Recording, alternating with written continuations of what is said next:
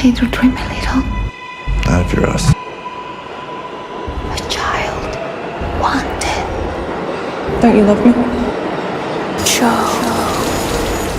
It's okay to dream a little. Thanks for watching my analysis of Blade Runner 2049, the 2017 cyberpunk neo-noir thriller directed by Denis Villeneuve, co-written by Hampton Fancher and Michael Green, and based on Phillip K. Dick's 1968 novel Do Androids Dream of Electric Sheep.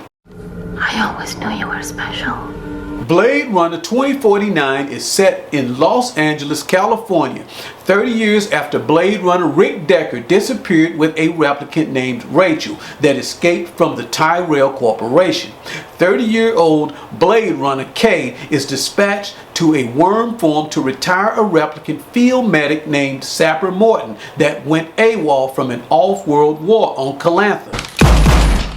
There, Kay also finds a footlocker under a dead tree containing the bones of a woman who died while giving birth 30 years ago. Come on home for your baseline. Kay is a replicant and he has to take a baseline test each time he kills or retires another replicant. In this film, a baseline test is equivalent to the Voight-Kampff, except that instead of failing a replicant for his lack of empathy, the baseline test passes a replicant for his lack of empathy. To pass baseline, the pitch of the voice has to be flat, Interlinked. or completely unemotional. Fortunately for Kay, he passes his baseline after killing Sapper Morton due to his belief that he does not have emotions or a soul to feel any remorse for Sapper Morton. Attaboy. Nor is Kay offended when a morgue tech named Coco makes replicant insensitive remarks, such as being surprised by the fact that a replicant savage like Sapper Morton would take the time to bury a woman's bones. Sorry. And as for the woman's dead baby, as far as Coco is concerned, Sapper probably ate it. And speaking of Coco, Kay's boss, Lieutenant Joshi, is also insensitive towards replicants like him. Upon seeing the blood, cuts and swellings on his face from his fight with Sapper, You're hurt. she makes it clear to him that she is more concerned about the bottom line than his injuries. I'm not paying for that. Also, in Kay's presence at the morgue, Joshi describes the dead replicant woman that gave birth as a thing instead of a person. She even calls Kay a boy, even though he is a 30-year-old man. In addition to having to deal with slurs and insensitive comments directed at his kind at work, fuck off, skin job, Kay has to deal with the same at his apartment complex. The complex is overcrowded and multi-ethnic. Humans on the bottom of society's social, economic, and genetic ladder are disqualified from living off-world among their genetic betters. But even so, the misfit humans of Kay's apartment complex still have a sense of genetic entitlement when they see Kay, a replicant, like the man who spits at Kay for greeting him, like the old woman walking into Kay because he is supposed to move out of her way. Like the children that gaze up at him in fear, like the words "fuck off Skinner" spray painted on his apartment door. All the doors of the other apartments at the complex are open, but his door remains closed. Even so, he looks out the window and sees a human couple in their apartment across the street kissing, as if to remind him that he, as a replicant, is isolated even among misfits.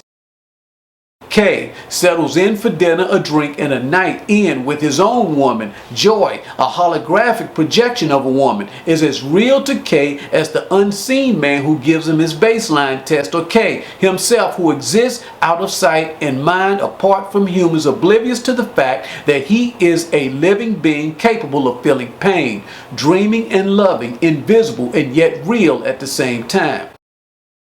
And because of his insignificance as a replicant, Kay's deepest wish is to have a soul. So when Joshi sends him to the DNA base at police headquarters to look up children born on June the 10th, 2021, the date on the bottom of the wooden horse in his childhood memory. Kay knows that finding the child born on this date will be an important piece of evidence that the child may be him. But most importantly, being the child born on June the 10th, 2021 will also mean that he has a soul. Of woman born.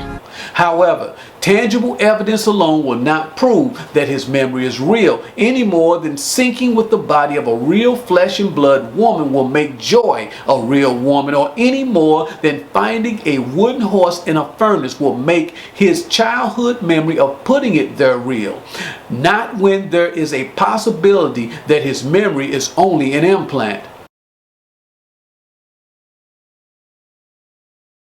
Having a soul is Kay's lifelong dream. And when he sees the date carved on the root of the dead tree in Sapper Morton's front yard, Kay begins to believe that his childhood dream may come true. But even so, he seeks more evidence and gets it by checking the DNA files of every child born on June the 10th, 2021.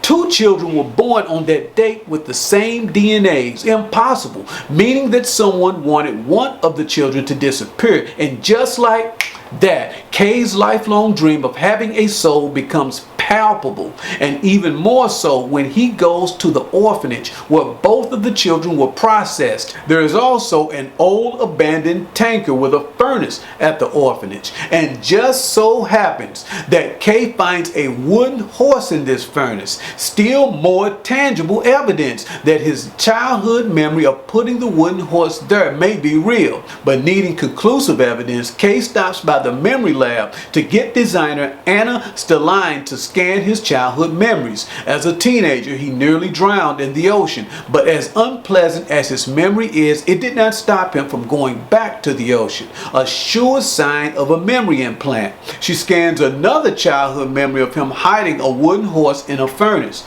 but unlike his memory of drowning in the ocean, this memory is real and a shock to her due to the fact that it is illegal to implant real memories. Only constructed memories can be implanted. However, neither Kay nor Anna are aware that his memory is her memory, copied, regenerated, and implanted into his brain. Even so, Kay feels and acts like the memory is his, and no longer feels the need to conceal his emotions on his next baseline test. You're not even close to baseline. And no longer does he feel the need to hide his true emotions from Joshi, because he is a born replicant, not a created one, and they are now on equal terms. What the fuck is with you? Kay undergoes a complete emotional and spiritual turnaround after Anna tells him what he always wanted to hear, that his memory of the wooden horse is real and that he has a soul. However, as Niander Wallace makes a replica of Rachael to make Deckard question whether she really loved him or whether she was programmed to love him. Don't you love me? Following Joy's death, Kay sees a giant holographic projection of Joy as an ad, and this version of Joy also calls him Joe. which causes him to question whether Joy really loved him or whether she was programmed to love him. But even worse than doubt is the truth coming out of the mouth of an old woman. Fraser, leader of the replicant freedom movement, helped Sapper Morton deliver Rachel's baby girl, and just like that, Kay's dream of having a soul is destroyed. He wasn't the one. Niander's replica of Rachael is perfect in every way, exactly like the original, authentic, incomparably. When Kay sees the holographic projection of Joy at the end of the film, he remembers how he felt when Anna Steline told him that his childhood memory of the wooden horse was real. And even though the memory wasn't his, Kay's belief that the memory was his made him feel good about himself, made him feel confident, made him believe that he had a soul, and made him feel special. No two people have the same experiences. No two people can stand in the same spot at the same time. No two people have the same DNA. And for this reason, the only person we will ever know is ourselves. And the only feelings we will ever know are our own. If Rachael can be mass produced, how can Deckard ever know that she was real and not a clone? And Joy, if she was only a computer program, and if another version of her called him Joe, as she did, how can Kate ever know that her love for him was real and not part of her program? We all experience the world and our feelings alone. And if love is truly unconditional, then doesn't Deckard's and Kay's belief that they were loved make Rachael and Joy real? You love me, Bobby. What do you think? Here's a few things you may or may not know about Blade Runner 2049. Did you know that the clone of Rachael's character in the sequel was created by superimposing Sean Young's likeness onto actress Lauren Pater, and that Sean Young coached the actress on how to walk and move like Rachael? Did you know that director Denis Villeneuve's first choice to play Niander Wallace was David Bowie, who died before the film's production? And speaking of Niander Wallace, did you know that actor Jared Leto wore opaque contact lenses that made him completely blind like his character, and that he chose to navigate the movie set this way with an assistant?